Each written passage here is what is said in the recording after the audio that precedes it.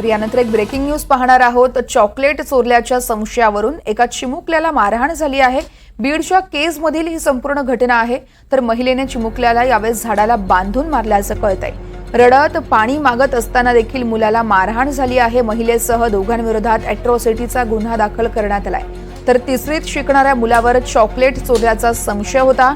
मुलावर सध्या उपजिल्हा रुग्णालयात उपचार देखील सुरू असल्याची माहिती कळतेय। तिघांवर या संदर्भात गुन्हा दाखल झाला आहे। बीडमधील हा संपूर्ण प्रकार आहे। चॉकलेट चोरल्याच्या संशयावरून चिमुकल्याला मारहाण करण्यात आली आहे। बीडच्या केजमधील धक्कादायक घटना आहे। महिलेनं चिमुकल्याला झाडाला बांधत मारहाण केली आहे। तर रडत पाणी मागत असताना देखील मुलाला मारहाण झाली आहे। महिलेसह दोघांविरोधात अॅट्रॉसिटीचा गुन्हा दाखल झालाय। तिसरीत शिकणाऱ्या मुलावर चॉकलेट चोरल्याचा संशय आहे।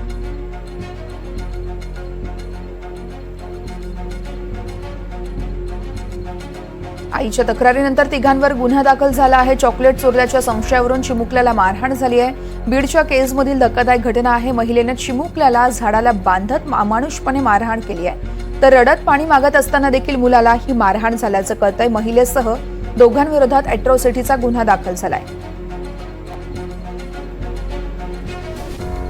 या संदर्भात अधिक माहिती देत आहेत आमचे प्रतिनिधी स्वानंद पाटील आहेत आपल्यासोबत। स्वानंद, अतिशय धक्कादायक असा प्रकार आहे, नेमकं काय घडलं होतं बीडमध्ये?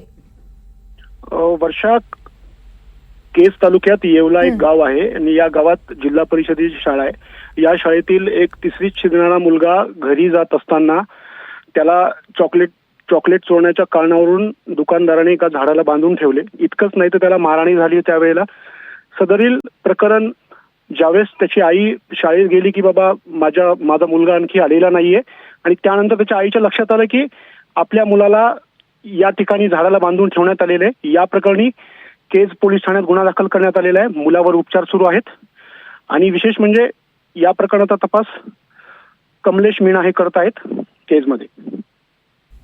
निश्चितच स्वानंद, यापुढे काय होतं हे बघावं लागेल। खूप खूप धन्यवाद तुम्ही दिलेल्या सविस्तर माहितीसाठी।